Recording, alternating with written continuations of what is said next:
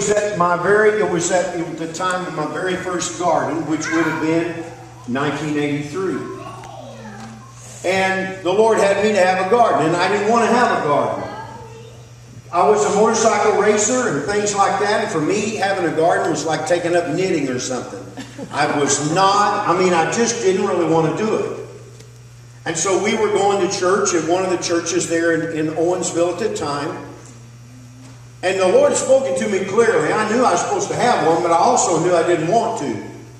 And I thought I'd gotten out of it because I said to the Lord, Lord, I don't have a tiller, but if I had a tiller, I could have a garden. But so you provide a tiller, I'll have a garden. I figure I'm out of it now because God's got to bring me a tiller, and how's that going to be, you know? So I figure I'm safe, at least for a while. We went to church the very next Sunday, and Ron Richards, some of you know him, he came up to me, and I promise you, I didn't tell anybody I was going to have a garden. Didn't tell my wife, didn't tell anybody.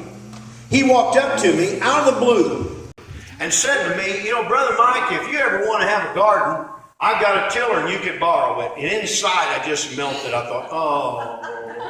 Before I could say anything, he said, I'm not using it now. And inside I'm going, oh.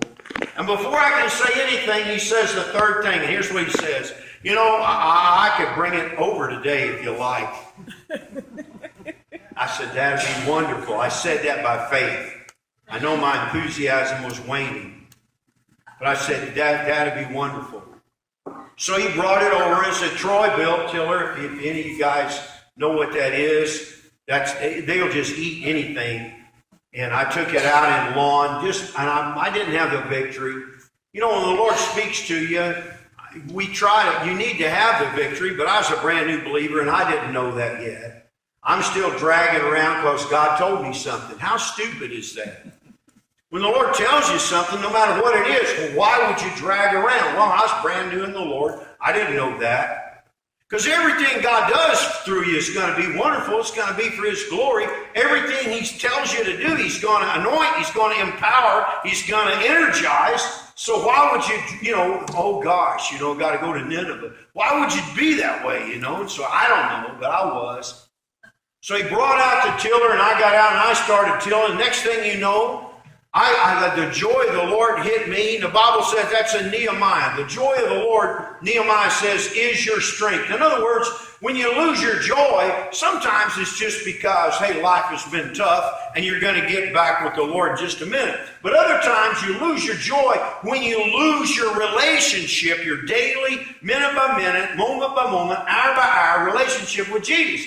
When He's not walking with you and He's not talking to you and you haven't got a vibrant living relationship. You can be married and hate your wife. Did you know that? You can be married, wives, and hate your husband. You can still be married, but there's no joy, no kissing, smooching. I chase my wife around sometimes just to tell her, how much I love her. And I work at it. But you don't have to do that to be married. You can be married and just assume, she didn't even be around. And you can do that. You can be that. But marriage is no fun like that. And I don't know where the line is where you can't have a relationship with God without a relationship with God. I don't know where that line is, but I can tell you it's no fun when you lose obedience. Because obedience is a word that little kids hate. I remember Pastor Dan and Jenny had some grandchildren. They were out there just being wild as March hares. And I said to them, you need to quit doing this. Somebody's going to get hurt. So you need to quit doing this. And they kept doing it. I said, excuse me, you need to quit doing that. And they kept ignoring me. Finally I said, you need to obey. And one of the grandbabies looked up, so cute. How can you get mad at him? One of the grandbabies said, I don't like that word.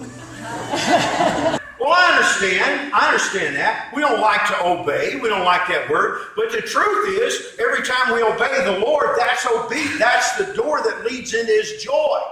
If you don't obey, you stand outside the door and go, I don't know, God's not helping me. I don't have any joy. I don't have any victory. I don't know. I don't like our church. I don't like blah, blah, blah. My wife, blah, blah, blah. Why? Because we're standing on this side of the door instead of walking through the other side. So anyway, I'm not the preacher today, and I got to remember that, so I'm going to move on. But I started tilling, and the joy of the Lord hit me, not because I love gardens, but because I knew I was doing what I was supposed to be doing. And after 3 days, I tilled up and I got all the way over within a couple of feet of the neighbor's fence.